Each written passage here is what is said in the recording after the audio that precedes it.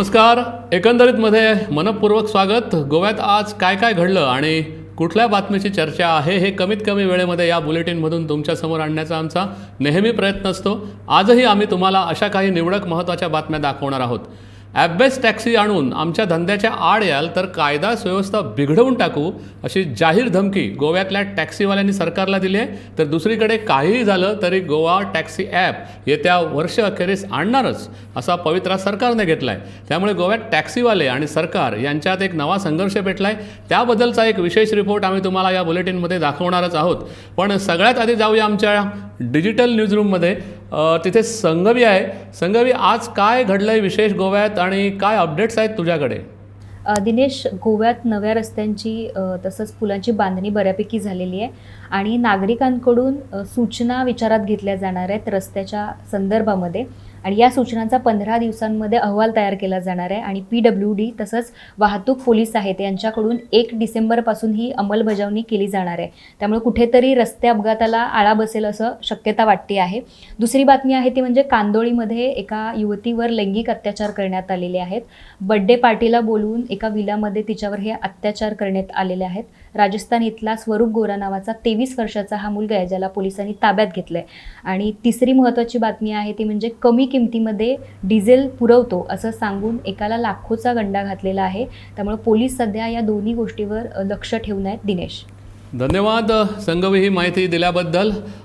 आणखीन एक महत्त्वाची गोष्ट म्हणजे गोव्यातल्या अनेक शाळांना मध्यान्ह पोषण आहार पोहोचतच नाही हे सरकारच्या लक्षात आणून देण्यासाठी आपचे कार्यकर्ते शिक्षण संचालनालयात धडकले आणि तुम्हाला जमत नसेल तर आम्ही पोषण आहार देतो, आम्हाला परवानगी द्या अशी मागणी आपने केली.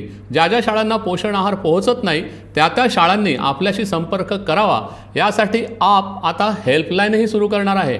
आणखी काही महत्त्वाच्या बातम्या आपण पाहणार आहोत, पण त्याआधी पाहूया कुठच्या बातम्या झाल्यात आजच्या हेडलाईन्स.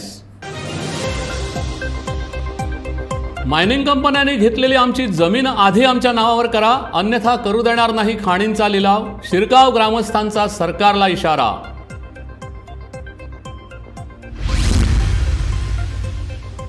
कचरा गोळा करण्यासाठी लोकांकडून कर घेणाऱ्या पंचायती आणि नगरपालिकांनाही आता सोसावा लागणार कचरा प्रक्रियेचा खर्च. कचरा व्यवस्थापन मंत्री बाबुश मोन्सेरात यांनी जाहीर केला सरकारचा निर्णय. प्रत्येक गोष्टीसाठी NGOनी सरकारविरोधात न्यायालयात जाऊ नये, आधी सरकारशी साधावा संवाद. मुख्यमंत्र्यांचं बिगर सरकारी संस्थांना आवाहन.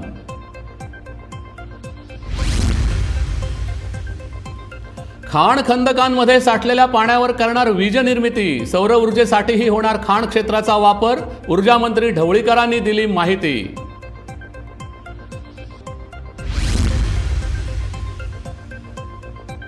गोव्यात अंमली पदार्थांची तस्करी सुरूच. 2.5 किलो गांजा विकायला आलेल्या तरुणाला कोलवाळ पोलिसांनी केली अटक.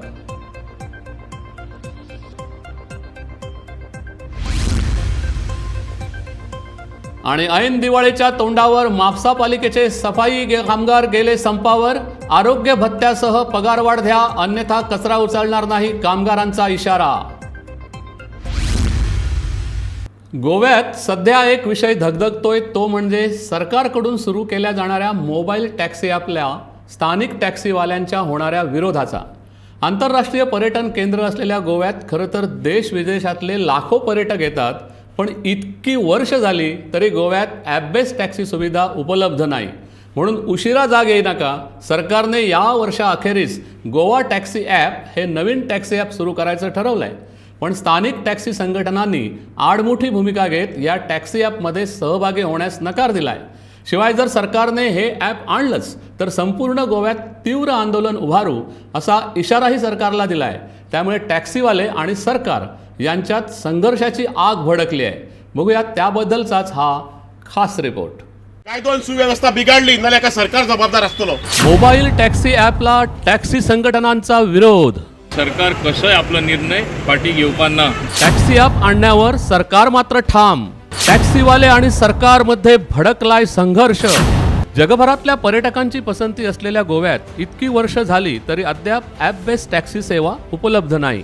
प्रीपेड टॅक्सीवाल्यांच्या विरोधामुळे सरकारला बंद करावा लागलेला गोवा माइल्सचा ॲप-बेस्ड टॅक्सी सेवेचा काउंटरही सरकारने हल्लीच पुन्हा विमानतळावर सुरू केला असला तरी संपूर्ण गोव्यात ही सेवा उपलब्ध नाही. इथल्या टॅक्सीवाल्यांनी ना ओलाला येऊ दिलेलं ना उबेरला. म्हणून आता सरकारने ठरवलंय की सर्व टॅक्सीवाल्यांना सोयीचं ठरेल असं एक नवीन टॅक्सी ॲप आणायचं. पण आम्हाला कुठच्याच ॲपमध्ये समाविष्ट व्हायचं नाही अशी भूमिका घेत काही टॅक्सी संघटनांनी याला विरोध करत राज्यभरात आंदोलन पेटवायची धमकी सरकारला दिली आहे. सो सरकारान जे हे पाऊल हाडला ज्याच्या अंडर ते ॲप हाडूंक सोदता तो फाटी घेवपाचो. ॲप बेस्ड टॅक्सी आमकां गोंयांत नाका. ॲप बेस्ड टॅक्सी आम्हाला गोव्यात नको. स्थानिक टॅक्सीवाल्यांना जो थोडाफार धंदा उरलाय तो संपवायचं हे सरकारचं षडयंत्र आहे. याआधी सरकारने मायनिंग संपवलं. आता सरकार टुरिझम व्यवसायावर पोट भरणाऱ्यांना संपवायला निघालंय. आम्ही हे सहन करणार नाही. आता टुरिझमूच स्लो स्लो सोंपोवंक सोदता. सो सरकाराक आमची मिडिया मार्फत चेतावणी आहा की तुमी आमच्या पोटार पाय दवरूंक येत नाल्यार आमी तुमकां सोंपयतले. आमी बसचे मोडचे ना घर. तेका लागून तेंच्यांनी पयलीं कावंटर ओपन केला एअरपोर्टार. थंयसरल्यान तो ड्रॉपाक कोस्टल बेल्टार येयले जाल्यार आमी ताका पिकअप दिवचे ना. हेज्या पयलीं दिवंक ना हेज्या फुडें दिवचे ना. काय तो वेवस्था बिगाडली सुद्धा एका सरकार जबाबदार आसतलो. हाडली कोर्टापासून ऑर्डर दिली मीटर घालून. त्यांनी मीटर सक्ती केली. आम्ही ती पाळली.